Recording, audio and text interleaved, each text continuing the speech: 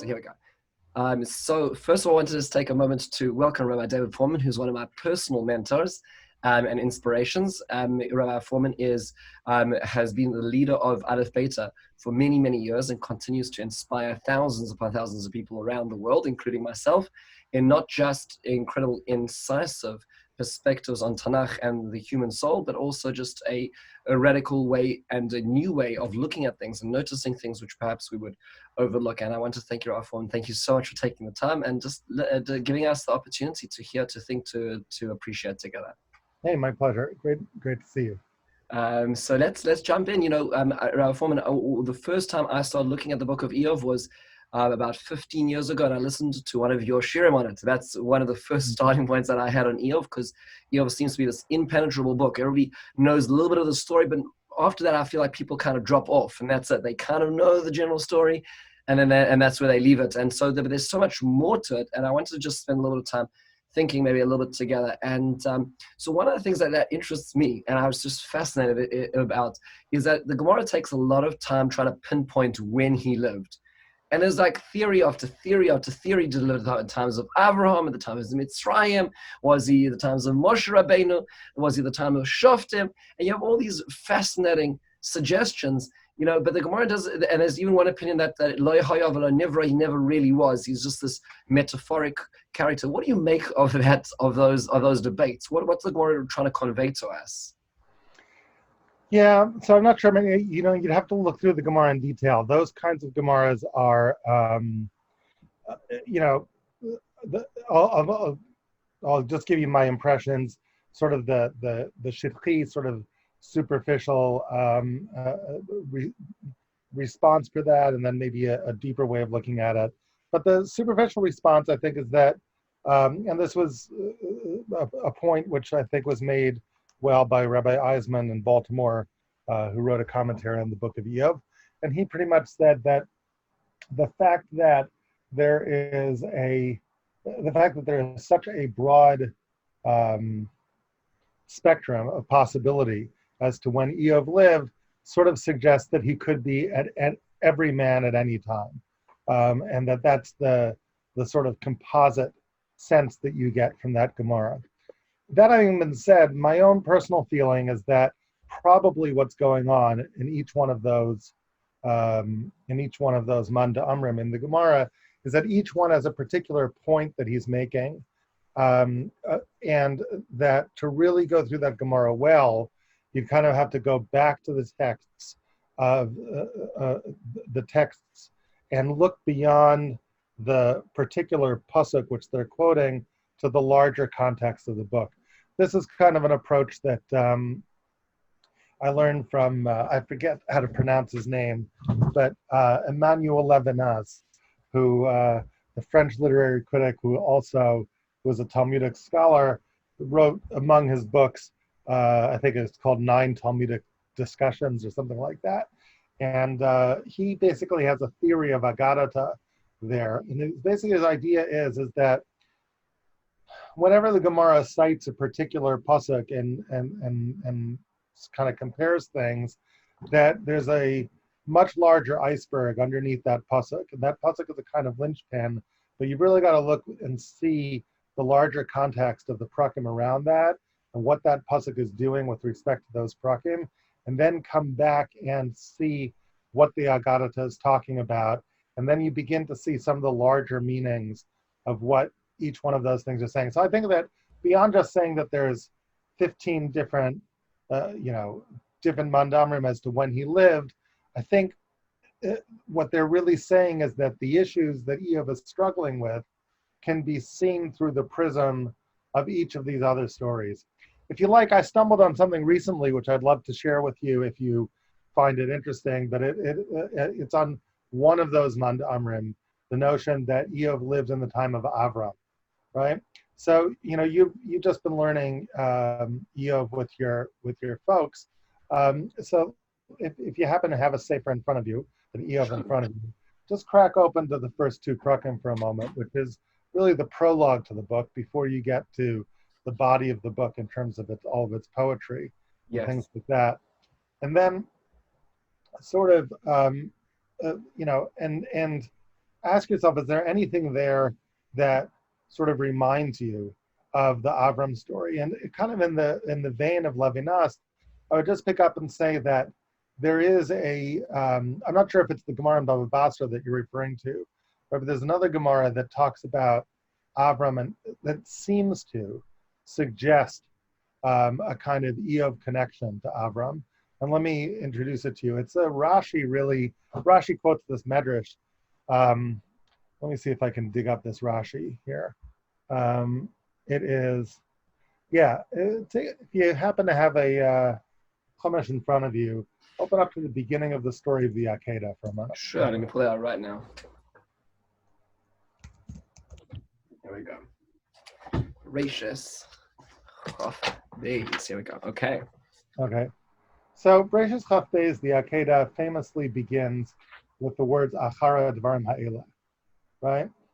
So, and that leads to the obvious question that, what were the things that happened before the Akedah that were the preamble to the Akedah, Velokim Nisat Avram? So Rashi picks up on this. It's really a Gemara in Sanhedrin, right? And listen to this, and I'll just read this, Rabbi Trump, and as you do, I'd like to ask you, what does this remind you about in, say, Sefer Iyov? Just as we read through this, I got it. Achar Dvar Meile, Yesh Marabasenu Omrim, right? Some of our sages say, Achar Dvarav Shal Satan, right? What happened? What happened is that the Satan came, and he had something to say. Shaya Mekatreg, he was prosecuting. V'omer, and what was the nature of his prosecution of Avram? He said, Mikol Su'uda Sha'asa Avram, Lo Hikriv Lefanecha Par Echad O Ayolecha, right? From the whole Suda that Avram made. Now, it's not clear in the Gemara what Suda that we're referring to. You have to kind of put that together, which we'll get to in a moment. But from every Suda, from this great Suda that Avram made, Lo Hikriv Lefanecha Par Echad O Ayolechad, he couldn't give a cow to you, he couldn't give a ram to you, right? There was no offering that he gave in his big Suda. Now, the Suda, of course, that we're talking about, as you'll see in a moment, is the Suda which was just a couple chapters earlier. Actually, it was in the last chapter, and it's of course the feast that was made at the beginning of Yishmael, right? And if you look at that pasuk just a little bit before in chapter 21, we identify that. Let's just take a look at the actual pasuk. So it says, "Vayigdal hayelad vayigamel," and this is pasuk chet here in Genesis 21. So the child grew up, vayigamel, and was weaned. Vayas Avram mishteh gadol b'yom higamel at Yitzchak, and he made this great mishteh on the day that Yitzchak was weaned. Let's keep that in mind, right? And come back to this Rashi that we see in Vayachar Dvarim Elah. So in that mishteh, he couldn't offer any offering to you. Along comes God and says, hey, Amarlo, klum asa ela bishvil beno. God comes and says, look, you think that he, the only reason why he made that feast was for his son, to celebrate the birth of the weaning of his son. You know what? Here's what I bet. Ilu ayiti Amarlo, zvachoto lefanai. If I were to tell Avram, I'd like you to take that son that you made that feast for and offer him up to me. Forget taking a par or an ayil. I actually want the son himself. You think he'd let me? Lo hayamakev. I bet that he'd give him to me. I bet that he wouldn't hold him back. He would give my son to me. And that was the kitrud, right, of the Satan. Now, when you read this and you just kind of free associate, what, if anything, reminds you about Iyov here? That's unbelievable. I've never, now that you read this, it suddenly all fits into place. So it's pretty explicit over here when you hear about this whole episode. I mean, the Psukim are pretty explicit. There's this conversation that happens between the Satan and Hashem. And the Satan says, first of all, let's go backtrack. There's a feast which happens at the beginning of Iyov. And every day he's making a feast for his children. And look at the text. What's the particular word for the feast in the text? So we have it over here. Is mishteh be'eis ha'ish yamoim. So it's the same thing. So the very last mishteh in the Torah is the mishteh of Iyov. The very first mishteh in the Torah is Avram's mishteh. Okay, keep on going. And what's interesting is that Iyov seems to be very concerned about his children at the feast. In other words, unlike Avraham Avinu, it seems, Avraham Avinu, it sounds like the accusation is making these feasts for himself. Here it sounds like Iyov is concerned that they're too self-centered and there might be some sort of exclusion of God. So he, so to speak, makes up for that by making the sacrifice every day. That's right. So I'm losing you here. But hold on for just 1 second because you just got hung up over here. Oh, I can still see you. Great, I can see now. There you go. Okay, so go ahead. The last line. And then what it seems to be that, that Iyov is being protective over his sons, right?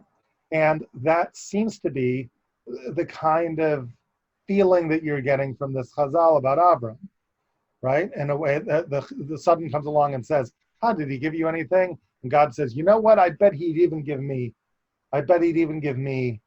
his son. Now, okay, keep on going. And then it seems like the actual Satan enters the Satan, and in this case, not in the subtext, but in the text itself, the Satan enters, and he essentially says, "Hachinam yareh Iyov Elokim." Is he fearing God alone? And by the way, the word yareh Elokim is the name used by God used to describe God in the Akedah, and yareh Elokim is Bahar Hashem Yeroeh, which was the test of the Akedah itself. So I mean, it's not only that, and when the angel comes out of the clouds, what does the angel say to Avram when he passes the test? When he passes the test, right? Now I know that you're a fear of God. So it seems to be precisely the same sort of framework of the whole episode.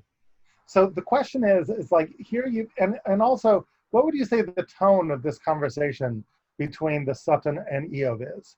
Right? If you'd have to characterize the nature of this back and forth, as Chazal put it, or even forget that, let's go to Sefer Iyov. What's the tone of the back and forth between God and the Satan in Perek Aleph and Beis? I find that confusing. It seems like there's a certain testiness. There seems to be a certain level of contempt. There seems to be a certain level of disbelief. Of haughtiness. These are the kind of tones I'm hearing in the Satan. What are you thinking? Yeah, it's almost like, here is the Satan. He's a little saucy, right? And God is taunting him almost, right? And the Satan's taunting God back. It's like this very, we call the Satan the adversary. It's this very adversarial. It seems it's a very adversarial thing. Like God says. On the one hand, they seem to be buddies, so to speak, right?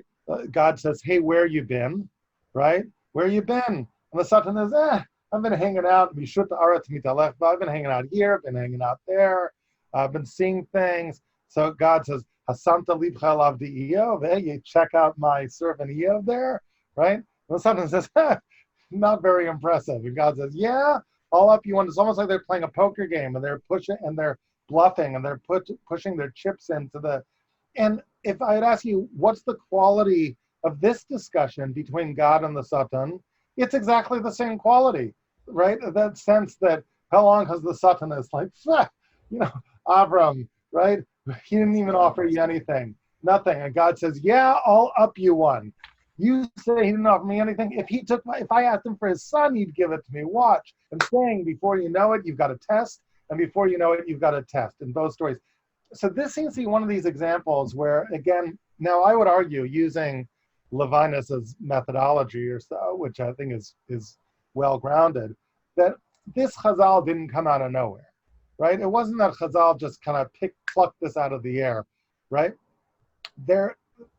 They saw something and they came to certain very considered conclusions about it. So let me actually bring you back. You've already talked about some of it, but beyond what you see in this Chazal, this is just the tip of the iceberg. If you go back to Perek Aleph and Beis, let's just, crack open a Perek Aleph and Beis and ask yourself, as you begin to read Iyov, right? So what about it reminds you of either the Akedah or the story before that, which is the weaning of Yishmael and the subsequent story of Girush Yishmael. So we already talked about the Mishteh, Halchu Banav V'asam Mishteh, right? But just keep on reading. Let's actually start from Perek Aleph Pasuk Dalet for a second. Halchu banav vasu mishteh beit ish yamo. So the every child would make this mishteh, right? V'shalchu v'karu l'shloshet achioteim lachol v'lishtot imahem. And they would go and they would call to their sisters, right? Lachol v'lishtot imahem, to go and to go and drink with them. Vayiki kifu yimei mishteh, vayishlach Iyov vayikadshem, v'shkim baboker v'he'ele olot. Now, picking Avram, what is Vayashkem Avram baboker. Right. Exactly. Right there. Vayashkim Avram baboker. Not only that, what did Avram do in the morning? Right? Hishkim baboker. And by the way, it's v'he'ele olot reminds you of. Isn't that the episode with the Philistines where they have these seven the Beersheba? Is that what we're thinking of? No, just the Akedah itself. He's saying the replacement of Yitzhak. Aleyu la'ola, Yes. right? Aleyu la'ola, very reminiscent of that. And speaking of the story of Yishmael, right? Because what happens immediately after this feast? There's the story of Girish Yishmael, where God comes and says, where Sarah says they've got to go, right? And Avram is like, no, really, they have to go. And God is like, yeah, they really got to go. And so take a look at Perek Chaf Aleph and Breshit, Pasuk Yud Daled, right? God says they've got to go, and what does Avram do? Just read Pasuk Yud Daled. There you go. So 1 second. So he vayashkem Avram baboker again vayashkem vayikach lechem v'chemas mayim v'yitenu lagar sam al shichma v'es hayeled v'yashalcheha. Now notice that not only is he waking up in the morning, but what is he doing? He's taking bread and he's taking drink and he's giving it to Hagar. What does that remind you of with this mishteh? Go back to Iyov. Right. So, what do they do? Shalchu v'karu l'shloshet achiotehem lachol v'lishtot imahem. Right? So in the mishteh, right? You see that? In the mishteh, there's this invitation to this feminine figure, right, to eat and drink with them. And here, there's a mishteh that excluded, seemingly excluded somebody, right? And we'll get to that in a moment. Who was excluded in this mishteh? If the mishteh was celebrating Yitzchak, who's watching this from the outside and wondering whether there was a mishteh like this when he was weaned? That's Yishmael, right? So that's the excluded brother. Right. Exactly, the excluded brother and the excluded mother. And now, instead of these women being invited, Lechol v'lishtot, there's an excluded woman and her son who is being given Lechol v'lishtot. And by the way, the same word for invitation is, look at that in Iyov, Pasuk Daled, V'shalchu v'karu. Take a look at Girish Yishmael. Again, Pasuk Yodaled, do you see that word V'shalchu? Yes, there we go. So it says, there you go. So he sends her out. Complete inverses, right? Instead of the invitation, it's the exit card, right? For her to leave. So it sounds like, again, even if you only saw this, it sounds like there's a larger iceberg underneath the surface, right? Chazal didn't reference all of this stuff, but they saw this, right? And it's part of what's helping them craft this notion, right? So when you put two and two together, something astounding seems to emerge, which is that if you had asked me, so what do you think it means that Chazal say that Iyov lived in the time of Avram, right? And you take a Chazal like this, I would say what they're saying is that you could view the Avram story as a lens upon the Iyov story, or the Iyov story as a lens upon the Avram story, such that you might say that one possible reading is the Iyov story, and this is an astounding claim, but I think it's possibly true, is as a commentary on the Avram story. Right? That if you wanted to understand the Akedah, and through the lens of Girish Yishmael, you would look at this story. It's so interesting because it seems that that's exactly what Chazal is saying. Is Chazal insert a third character into the conversation of the Satan and Hashem here. So the Gemara, as you're referring to, the Gemara says that the Satan wasn't just saying that Iyov was not as good as he looked, but he says he's not like Avraham. So Chazal are inserting Avram into the conversation between God and the Satan here because of all of these parallels which Chazal were obviously looking at. It's almost as if Iyov is living in a paralyzed fear of being like Abraham. Isn't it fascinating? Yeah, and by the way, think of, just go back to the beginning of Iyov, literally the first pasuk. What reminds you of Avram in the very first pasuk? Ish haya be'erev utz. Just read the rest of that pasuk. So Iyov Shemai, his name was Iyov Ha'isha, who this man was Tam v'yashar v'yirei Elokim, the Samira.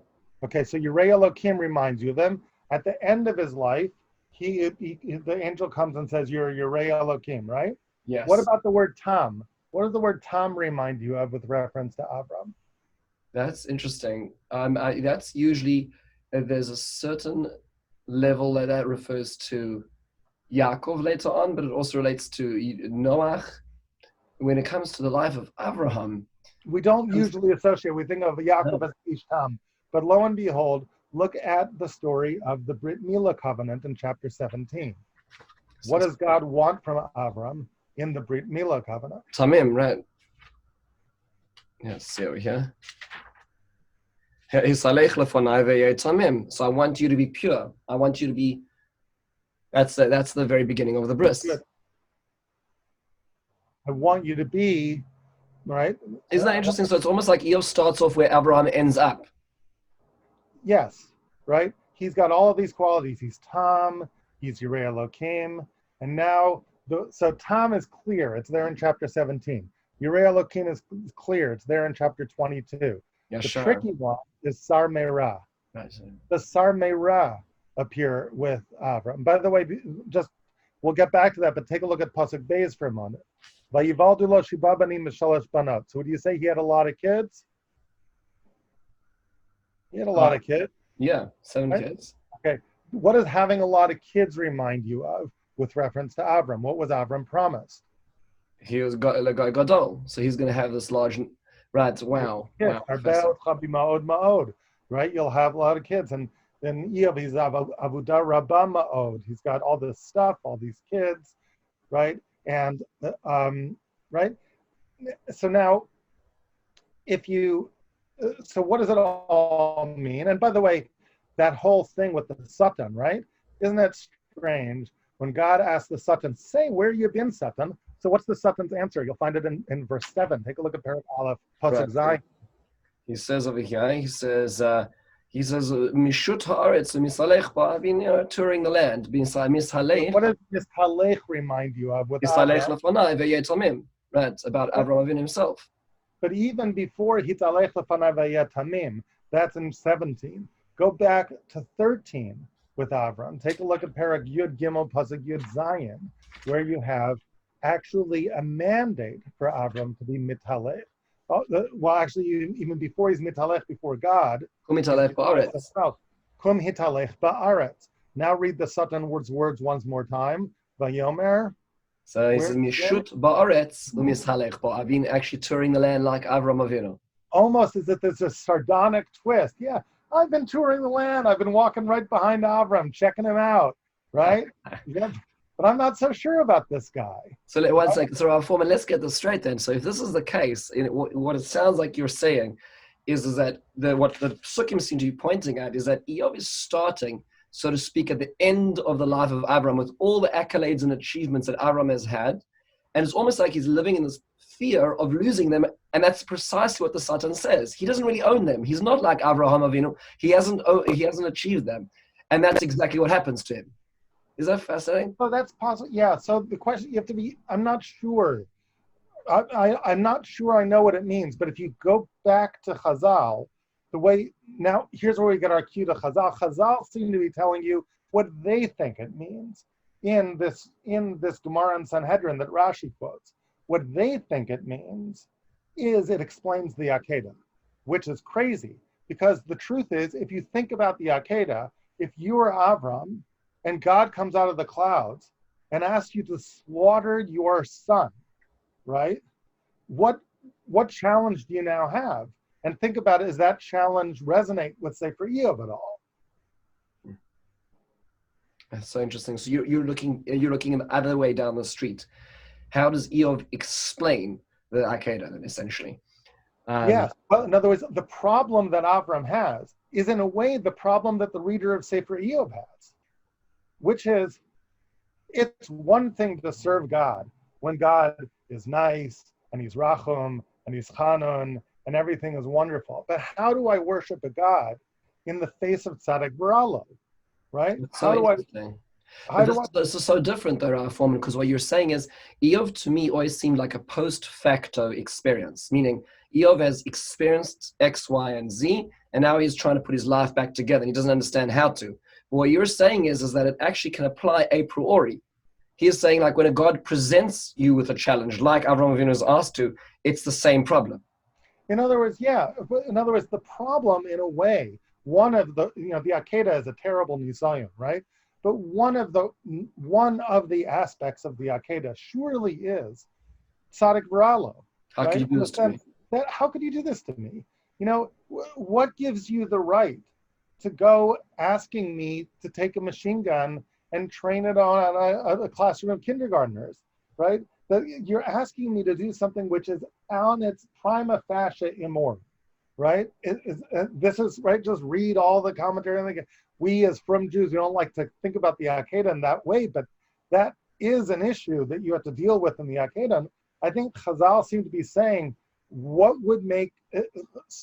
I think, I suspect that Chazal are saying that the nature there, Avram had to struggle with that for a particular reason. And they're finding the reason for it, strangely, in the story of Girish Yishmael, in the story of the Suda for Yishmael. There was something in that Suda which provoked the test. What was their raya? Their raya was they saw all the language in Sefer Iyov that resonated with the Avram language.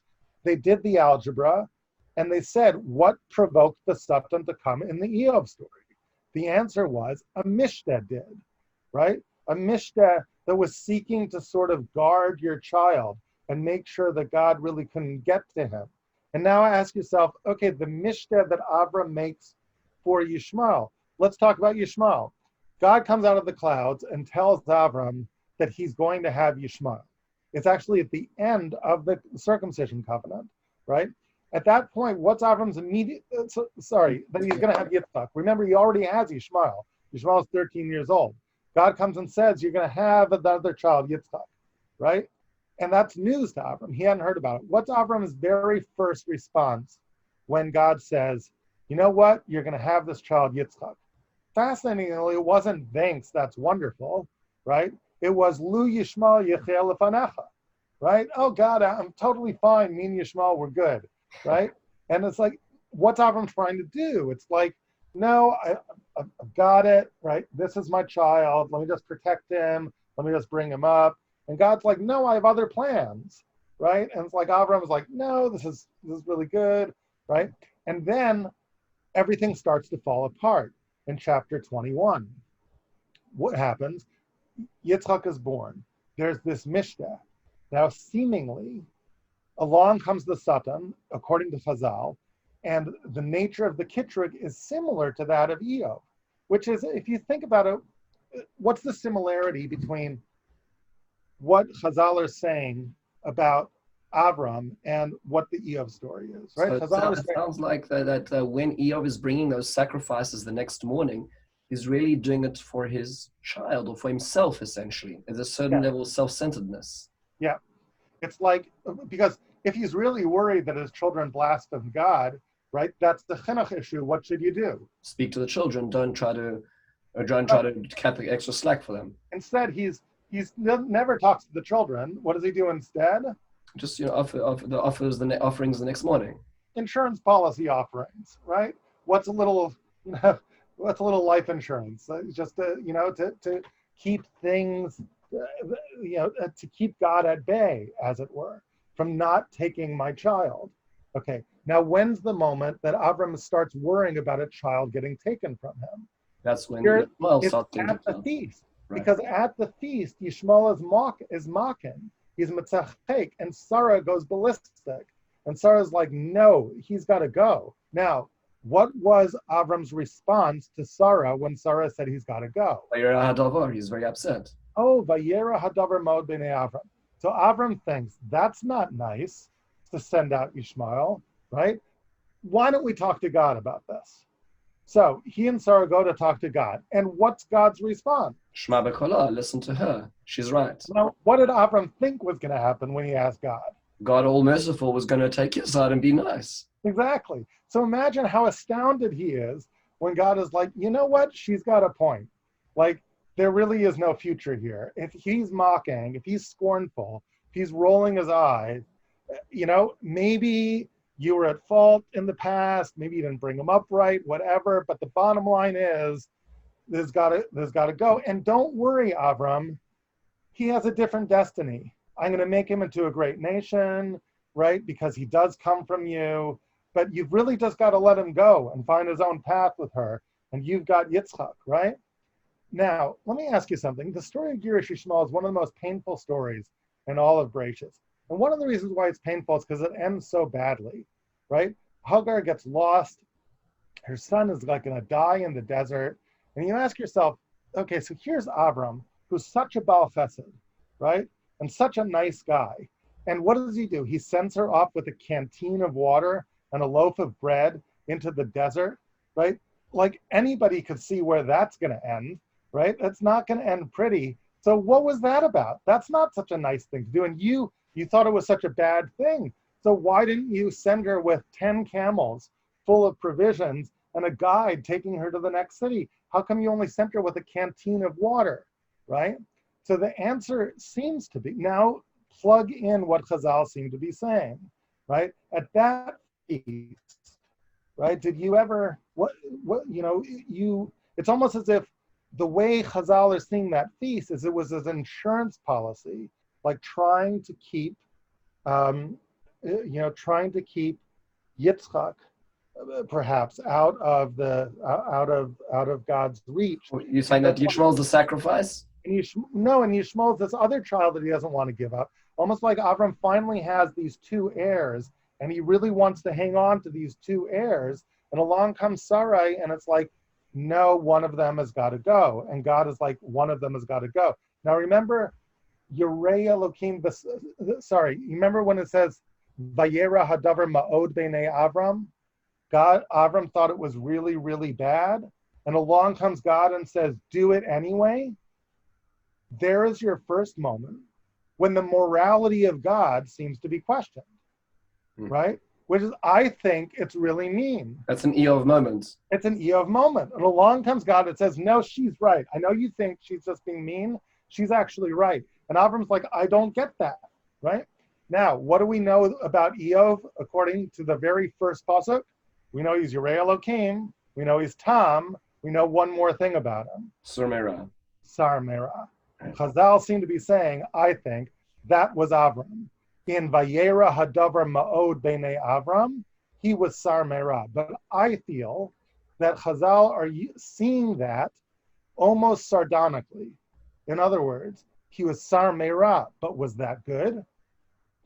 What happens when God tells you to do something and you think it's right? What should you do? Right? So now the question is, well, why? So let's get back to our question. Why didn't Avram send her with 10 camels off to the next place? So the answer is, okay, he doesn't want to let go of Yishmael. He thinks it's bad. He doesn't want to let go of Yitzchak. Sarah says, expel them. Remember the word for expel? If you go back to 21, Garesh ta'ama azot. Look at what Avram actually does. What's the difference between the Hebrew words garesh and to let go as opposed to active? It's passive rather than active. Garesh means what in English? Literally divorce. Divorce, expel. On a scale from 0 to 10, how final is the word garesh? That's absolute. It's 10. That's a 10. How about the word shalach? How final is the word shalach? It's you can see reluctance there, maybe a 5, 6. Yeah, it's a releasing. Shalach also means send. When you send someone, what possibility is there? There's another destination even. Another possibility is when I send a shaliach, what do they do when they finish what they're supposed to do? They return. Return. Right.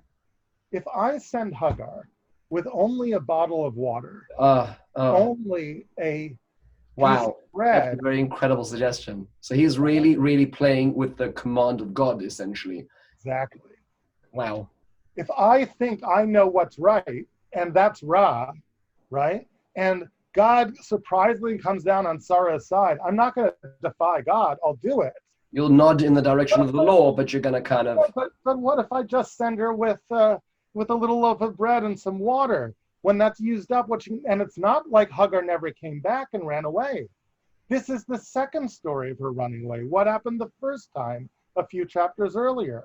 she When did come back. she did come back. So Avram is like, we've got a history here, right? She'll leave. I'll do what I'm supposed to do. She'll come back.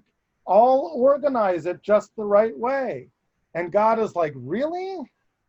What are you going to do when she gets lost? What about that? You've really figured it all out? You think you can play God and manipulate it? When she gets lost, and then the chesed that you're doing, right? That you think she's coming back. Now you just sent her into the desert with a canteen of water. Fascinating. And you know, and this whole theory that you're presenting now makes a whole lot of sense about the in-between story. Because in between this whole Girush Yishmael and the Mishteh, there's this whole story about Avram making peace with Avimelech. And one of the things the Rashbam comments on is he connects Achar Dvarim Ha'eleh to that episode where he essentially says, you think you can guarantee the safety of your son by making an intergenerational covenant with your neighbors?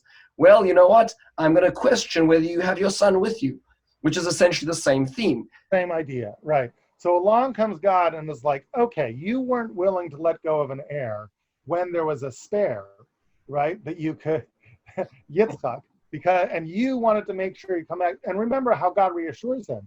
God doesn't reassure him by telling him, no, don't worry, I'll take care of Hagar, right? Why does he do that? The answer is because there's no Havamina that Hagar needs taken care of. If I'm Avram, I can send her with 10 camels in the next place. It's not like she's in danger. It's that I don't want to lose my heir. So along comes God and says, don't worry, you're going to have another heir. Ki bi Yitzchak kikar lechazera. It's going to be fine.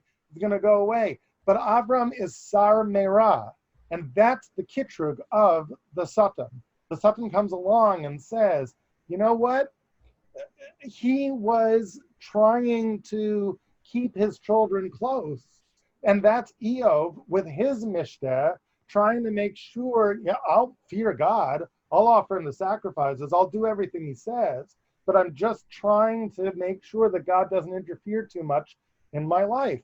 So God comes along and says, all right, let's see. What'll happen if, and now what's the kitrug of the Satan? What's God's defense? God's defense is, you know what, you say he didn't offer me a sacrifice. If I asked for the son, he'd give it to me, right? And this is that moment where God says, all right, so now there's no spare. Now I want him. And plus, you have real issues with Sar Merah, right? Let me put that front and straight and center for you, because the problem is human beings have a hard time telling what Ra really is. You thought it was so evil to send away Hagar, and that Sarah was such a monster when she said that Hagar had to go away, and that when I sided with her, that was like the worst thing in the world. But you know what you didn't see?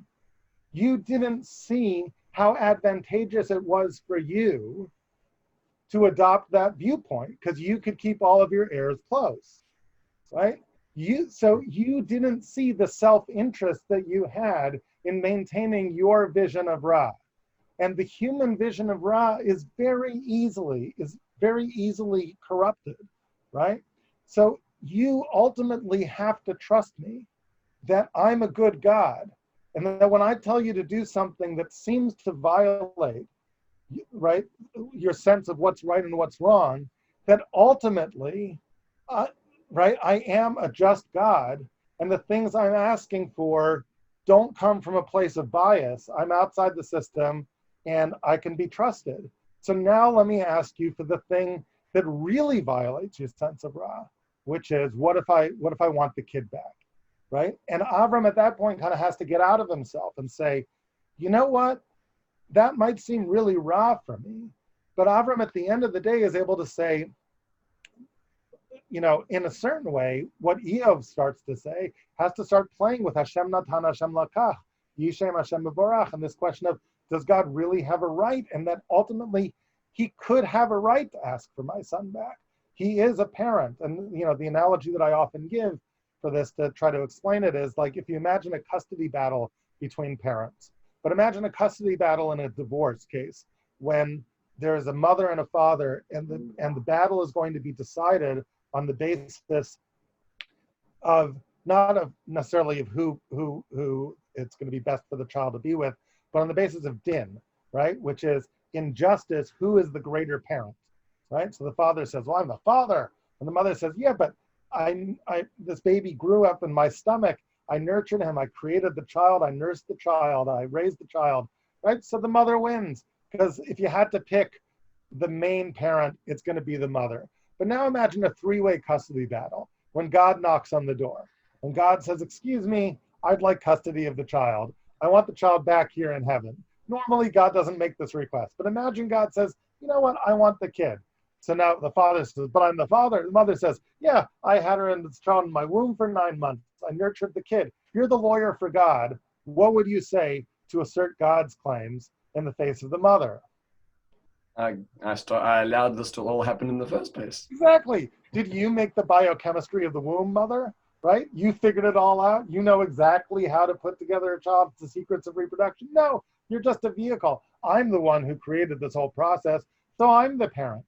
Most courts would recognize that, right? That God is the actual parent and the mother is just the vehicle. So God does have the right to ask of that. However, being a parent, at the same moment that God has the right to ask for it, it's something that he would never ask for, which is the tension of the Akedah, right? That the Midas Hadin of Elohim, right? It's fascinating. If you look at the names of God and the Akedah, you find that the names change, right? The beginning of the story, it's all Elohim, right? Elohim Nisat Avra. As say, Midas Hadin, that which I can demand. And there's Baharish Mira'eh. So it changes. It changes. And at the very end, what kind of malach comes to stop the hand of Avram? Malach Hashem. Malach Hashem. There's Rachamim. Malach of mercy. The malach of God as father says, "No, I'm a father too. I can never ask you to do this." So Elohim can demand this in Midas Hadin, but Yud Ke Vav Ke, it says, "I would never ask this from another father." In Din, you could ask it, but I would never ask it. But it's something that Avram has to go through in order to understand that God can be trusted, and that sometimes when he asks you something that violates your morality, right? There is a higher morality from the author of morality, and you've got to learn to be able to trust that, because your own self-interest gets in the way, right?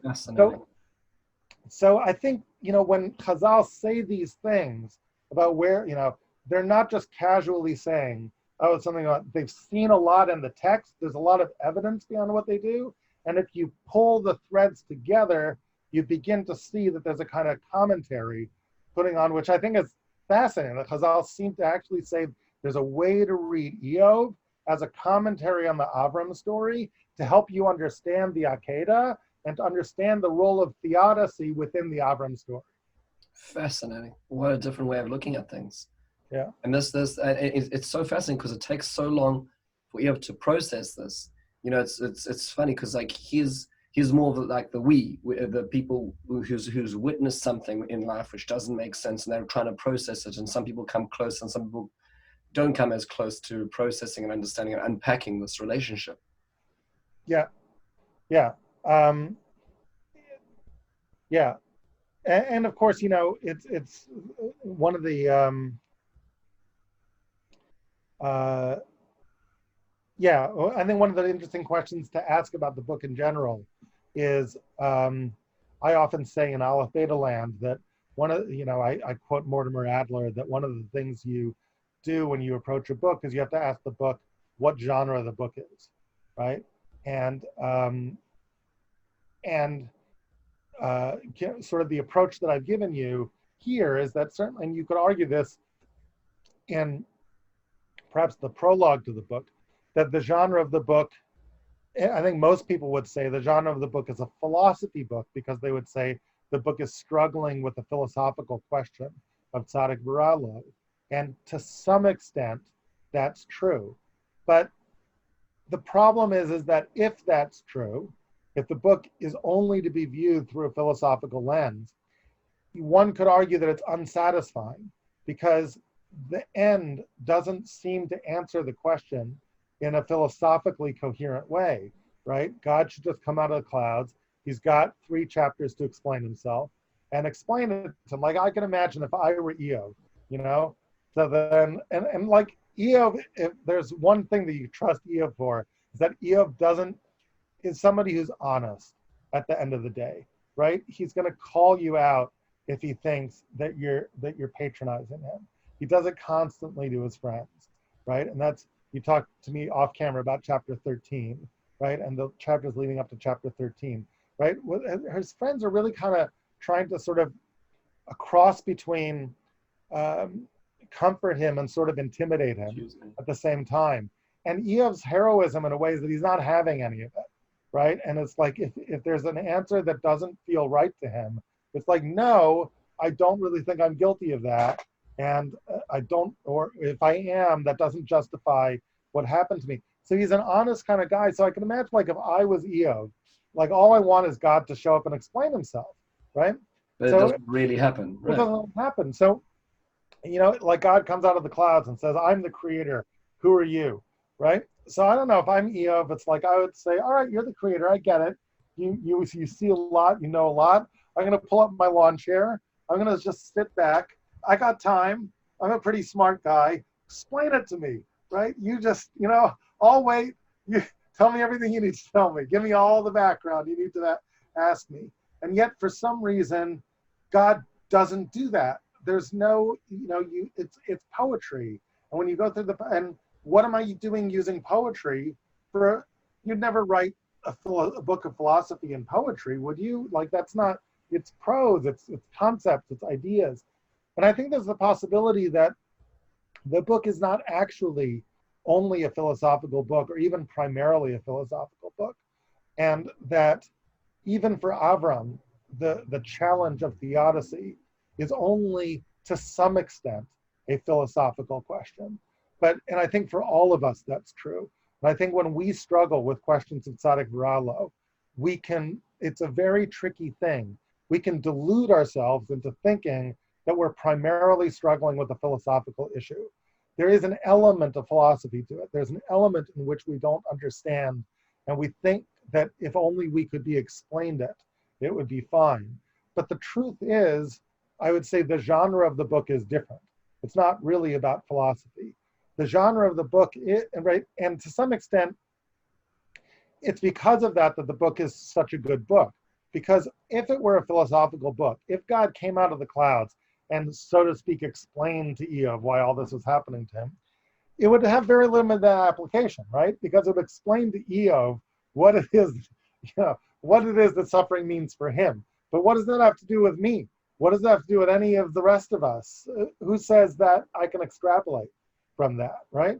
So the other possibility is that what the book is really all about is not what is the answer.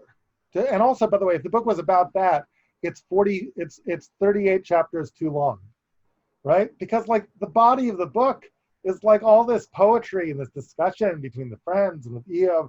And it's like, why do I even have those chapters?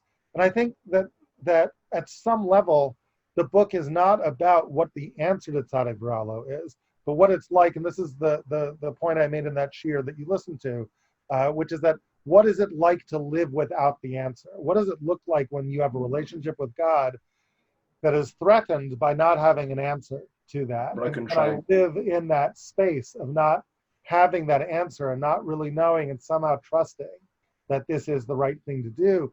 And what does it mean to trust in that kind of way and to live with that kind of horror and to wonder whether I'm being duped and to wonder whether I'm being wrong? And if you think about other chazal on the Akedah, by the way, that involve the Satan, which I think are also going back to the Akedah. Remember that famous chazal that says, when the Satan came to Avram, the young boy, the old man, the river. Old man and the river, right? And ask yourself, and he appears to Avram in the guise of an old man. And what's fascinating is then he appears to Yitzchak in the guise of a young man. And do you know what verses in that chazal the Satan quotes verses at him. Do you know where those verses come from? They come from Sefer Iyov, right? As if Chazal are saying you could read Iyov as Iyov's commentary on Avram walking up to the Akedah, right? And why do you think the Satan shows up as an old man to Avram and as a young strapping man to Yitzchak? It's almost a reflection of self in a sense. Yeah, it's almost as if the same way, and this is an interesting way to see the Satan, right? That who is the Satan really? But Midat Hadin of God. It's not separate from God. It's a way of conceptualizing of an aspect of God, right? That there's a Midat HaRachamim of God and there's a Midat Hadin of God, and somehow both of those are approximations of who God really is, because God doesn't really have Midot. He's a unitary being, right? And yet we conceive of him in our fragmented world as having Midot. So we would conceive of a Midat Hadin of God and the Midat HaRachamim of God, and Iyov breaks those apart and says, it's as if there's a conversation between two aspects of God. And another way of seeing the Satan is a conversation between two aspects of ourself. So if I'm figuring out what does it mean to trust in a God who I can't understand? So Avram had 3 days to struggle with that terrible question. As he's walking through these rivers and going through all this, and he's thinking, like, how do I even do this? This is so harrowing. And then this vision of himself shows up to argue with him. And this vision of Yitzchak shows up. And the verses from Iyov are the verses where the friends taunt Iyov and basically accuse him of being foolish and naive and not really understanding. Critical. Right? And Yitzchak is, the Satan comes and thinks, and your dad's probably lost it, right? And he's insane. Don't you think he's really, right? It's like, what are you going up for? Oh, we're going up to worship. Really? You're going up to worship? That's Where's the fire? Where's the lamb? Oh, my father says we're going to find a lamb. Really? You think you're really going to find a lamb at the top? It's like you and I both know what the lamb is, right? And of course, all of this is just explicating. You can imagine the actual conversation. That's really going on in his head, yes. Right? That's the actual conversation that Yitzchak is having. And how do I deal with that? So what the book is really about is about what does it mean to struggle when I don't know the answer? And how can I maintain that relationship with God from that position of trust when I'm so horrified and I don't even know if I'm right? And that, I think, is the real challenge of Iyov, right? In that kind of way. That is remarkable, and it's so profound, it's so real, it's so. We sort of read those lines, and there were 3 days, but you never think about what's in the gap of those 3 days. And I think we spend a lot of our lives in those 3 days. Yeah. A lot of our lives, which is the space of Iyov, essentially, which is just a remarkable perspective. Wow. Yeah. Rabbi Fohrman, this is incredible. I certainly am inspired to do more research into that, to look into this. And I want to just, anybody who's watching, please take advantage of finding out more from our Fohrman at aleph-beta.org, and take a moment to dip into the Sefer of Iyov. Take a look at this. The 42 Prakim are really much a package of our own lives. And Rabbi Fohrman, thank you for taking the time and just realigning what we should be thinking about. Really, really remarkable. Okay, my pleasure. My pleasure. Good to talk with you. And Yasher Koach for what you're doing with going through Tanakh in this way. It's very exciting. I know you've got a great following, and it's a wonderful adventure. So Yasher Koach to you and to all of those who follow you and in that adventure. It's a great thing to be doing. So kudos to you. Thank you, Rabbi Fohrman. Thank you.